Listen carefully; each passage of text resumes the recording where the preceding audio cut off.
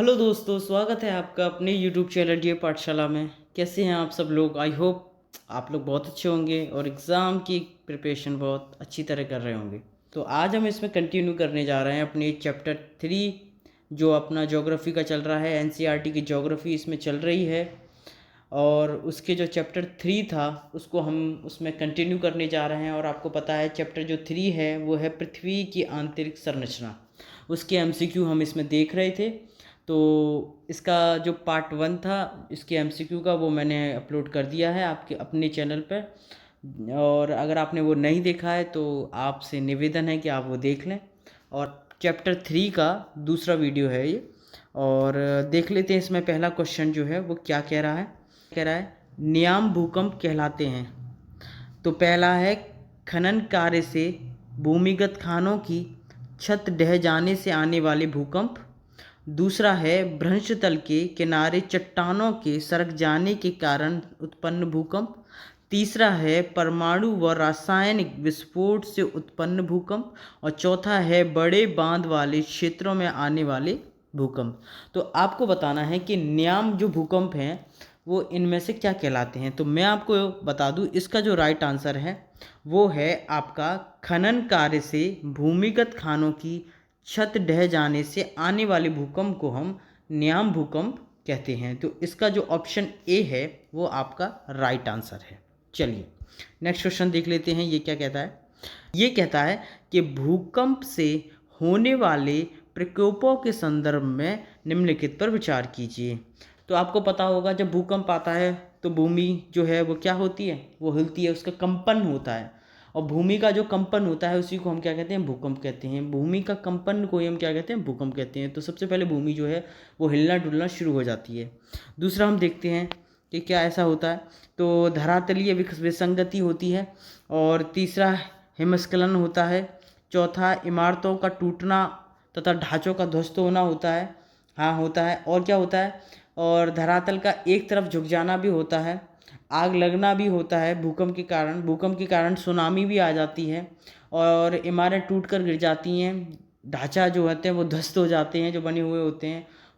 बांध आपने आपने देखा होगा, डैम वगैरह भी जो बने बने होते हैं या तटबंध जो होते हैं, आपने सुना होगा कि उनके टूटने से बाढ़ आ जाती है जब भूकंप वगैरह की जो घटना होती है, और है ना। तो ये सब क्या है, भूकंप से होने वाले प्रकोपों के संदर्भ में ये सब होता है। जब भूकंप आता है तो ऐसे प्रकोप जो है, ऐसी चीज़ें, ऐसी चीज़ें आपको देखने को मिलती हैं ऐसे।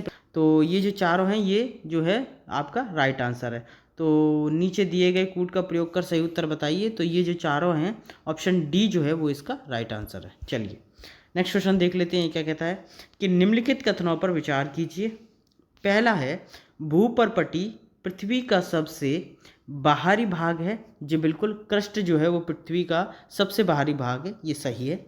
दूसरा पढ़ लेते हैं, महासागरों में भूपर्पटी की मोटाई महाद्वीपों की तुलना में अधिक होती है। तो मैं आपको बता दूं ये स्टेटमेंट आपका रॉन्ग है, क्योंकि महासागरों में भूपर्पटी की मोटाई जो है महाद्वीपों की तुलना में अधिक नहीं बल्कि क्या होती है, बल्कि कम होती है। क्या होती है? कम होती है। इसलिए ये स्टेटमेंट आपका क्या हो गया, रॉन्ग हो गया। तो उपरोक्त कथनों में से कितने कथन आपके सही हैं? तो केवल इसमें पहला सही है और दूसरा गलत है। ऑप्शन ए इसमें आपका राइट आंसर है। चलिए नेक्स्ट क्वेश्चन देख लेते हैं। ये क्या कहता है, चलिए देख लेते हैं। निम्नलिखित कथनों पर विचार कीजिए। पहला है भूगर्भ में केंद्र का भाग मेंटल कहलाता है। तो भूगर्भ के अंदर जो केंद्र का भाग होता है वो मेंटल कहलाता है। तो मैं आपको बता दूं कि ये जो है स्टेटमेंट आपका रॉन्ग है, क्योंकि मेंटल नहीं कहलाता, वो क्रोड कहलाता है। क्या कहलाता है? क्रोड। इसको कोर कहते हैं।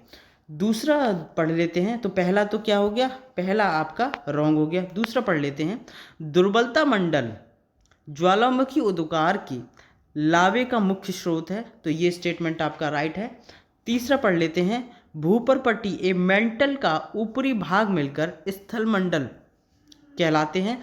तीसरा स्टेटमेंट आपका राइट है। क्यों उपरोक्त कथनों में से कितने कथन सही हैं? तो मैं आपको बता दूं दूसरा सही है, तीसरा सही है और पहला क्या है, रॉन्ग है। तो केवल 2 स्टेटमेंट इसके राइट हैं। तो ऑप्शन बी जो है वो आपका राइट आंसर है। चलिए नेक्स्ट क्वेश्चन देख लेते हैं, ये क्या कहता है।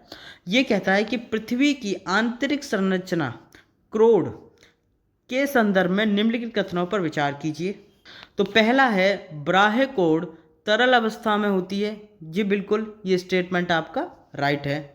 दूसरा हम पढ़ लेते हैं, आंतरिक कोड ठोस अवस्था में होती है। ये स्टेटमेंट भी आपका राइट है। तो किस कारण से हो जाता है? प्रेशर के कारण, क्योंकि सारा प्रेशर जो है वो उस पर लग रहा होता है, इस कारण से क्या होता है, वो ठोस हो जाता है।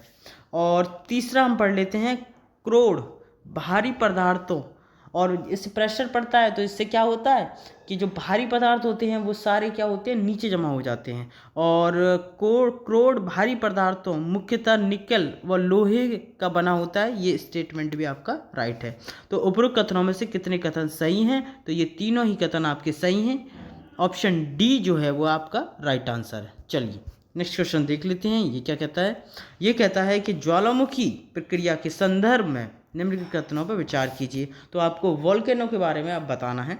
और पहला हम पढ़ लेते हैं, ये कहता है कि ज्वालामुखी वह स्थान है जहाँ से निकलकर गैस निकलती है, राख और तरल चट्टानी पदार्थ लावा पृथ्वी के धरातल तक पहुँचता है। ये स्टेटमेंट आपका बिल्कुल राइट है। दूसरा हम पढ़ लेते हैं, ज्वालामुखी प्रक्रिया में तरल चट्टानी पदार्थ दुर्बलता मंडल से निकलकर धरातल पर पहुंचता है। ये स्टेटमेंट भी आपका राइट है। तीसरा हम पढ़ लेते हैं, ज्वालामुखी प्रक्रिया के दौरान क्लोरीन, हाइड्रोजन व आर्गन गैस निकलती है। तो ये स्टेटमेंट भी आपका क्या हुआ, राइट हुआ। तो उपरोक्त कथनों में से कितने कथन आपके सही हैं? तो मैं आपको बताऊं, ये तीनों ही कथन आपके क्या हैं, सही हैं, आपके राइट हैं। पहला है, तरल चट्टानी पदार्थ मेंटल के ऊपरी भाग में हो तो लावा कहलाता है। तो मैं आपको बताऊं कि ये स्टेटमेंट आपका क्या हुआ, रॉन्ग हुआ। वो लावा नहीं कहलाता, वो क्या कहलाता है, वो मैग्मा कहलाता है। क्या कहलाता है, मैग्मा। दूसरा हम पढ़ लेते हैं, तो पहला तो रॉन्ग है। दूसरा हम पढ़ लेते हैं कि जब तरल चट्टानी पदार्थ भूपटल के ऊपर या तल पर पहुंचता है तो मैग्मा कहलाता है। तो मैं आपको बताऊं, मैग्मा नहीं कहलाता, बल्कि क्या कहलाता है, लावा कहलाता है। तो होना चाहिए था आपका मैग्मा। क्या होना चाहिए था, मैग्मा। और यहाँ पे होना चाहिए था आपका लावा। ठीक है। जब तरल चट्टानी पदार्थ मेंटल के ऊपरी भाग में होता है तो उसको मैग्मा कहते हैं, और जब तरल चट्टानी पदार्थ भूपटल के ऊपर आ जाता है तो उसको लावा कहते हैं। तो उपरोक्त कथनों में से कितने कथन सही हैं? तो मैं आपको बताऊं, ना तो पहला सही है ना दूसरा सही है, दोनों ही कथन आपकी क्या है, गलत हैं। तो ऑप्शन डी जो है वो आपका राइट आंसर होगा। चलिए नेक्स्ट क्वेश्चन पढ़ लेते हैं, ये क्या कहता है। शील्ड ज्वालामुखी के संदर्भ में निम्नलिखित कथनों पर विचार कीजिए। शील्ड ज्वालामुखी के संदर्भ में ये पूछ रहा है। ठीक है, पहला पढ़ लेते हैं, ये क्या कहता है। तो पहला स्टेटमेंट पढ़ लेते हैं कि पृथ्वी पर पाए जाने वाली सभी ज्वालामुखियों में शील्ड ज्वालामुखी सबसे विशाल है। तो मैं आपको बताऊं, ये स्टेटमेंट आपका रॉन्ग है, ये सबसे विशाल नहीं है। ठीक है। दूसरा हम पढ़ लेते हैं कि शील्ड ज्वालामुखी मुख्यतः बेसाल्ट से निर्मित होते हैं। ये स्टेटमेंट आपका राइट है। तीसरा पढ़ लेते हैं कि इन ज्वालामुखियों में हमेशा ज्वालामुखी विस्फोट बहुत तेज होते हैं। तो ये स्टेटमेंट भी आपका रॉन्ग है। ज्वालामुखी विस्फोट जो है वो तेज नहीं होते हैं। शील्ड ज्वालामुखी जो होते हैं वो तेज विस्फोटक नहीं होते, बल्कि कम विस्फोटक होते हैं। इसलिए ये स्टेटमेंट आपका तीसरा वाला क्या हो जाता है, रॉन्ग हो जाता है। तो उपरोक्त कथनों में से कितने कथन सही हैं? तो आपका दूसरा सही है और पहला और तीसरा है वो क्या है, वो आपका रॉन्ग है।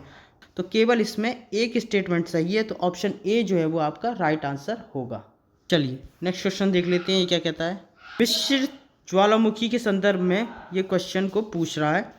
पहला पूछ रहा है कि इन ज्वालामुखियों में बेसाल्ट की अपेक्षा अधिक ठंड व श्यान, गाढ़ा व चिपचिपा लावा उद्वार होता रहता है, मतलब लावा जो है बाहर निकलता रहता है। तो मैं आपको बता दूं, ये स्टेटमेंट आपका राइट है। दूसरा पढ़ लेते हैं कि प्राय ये ज्वालामुखी भीषण विस्फोटक होते हैं। तो मैं आपको बता दूं, ये स्टेटमेंट आपका राइट है। तो उपरोक्त कथनों में से कितने कथन सही हैं? ये दोनों ही कथन आपके क्या है, राइट हैं। तो ऑप्शन सी जो है वो आपका राइट आंसर है। चलिए नेक्स्ट क्वेश्चन देख लेते हैं, ये क्या कहता है। ये कहता है, क्या कहता है, ज्वालामुखी कुंड के संदर्भ में निम्नलिखित कथनों पर विचार कीजिए। तो पहला है, ये पृथ्वी पर पाए जाने वाले सबसे अधिक विस्फोटक ज्वालामुखी हैं। तो ये स्टेटमेंट आपका राइट है। दूसरा पढ़ लेते हैं, ये पृथ्वी पर पाए जाने वाले ज्वालामुखियों में सबसे बड़े पहाड़ी ज्वालामुखी हैं। तो ये स्टेटमेंट भी आपका राइट है। तो उपरोक्त कथनों में से कितने कथन सही हैं? तो ये दोनों ही कथन आपके क्या है, राइट हैं। तो ऑप्शन सी जो है वो आपका राइट आंसर। चलिए फिर मिलते हैं आपसे नेक्स्ट वीडियो में। तब तक के लिए पढ़ते रहिए, अपना ध्यान रखिए, खुश रहिए, स्वस्थ रहिए, मस्त रहिए। जय हिंद दोस्तों।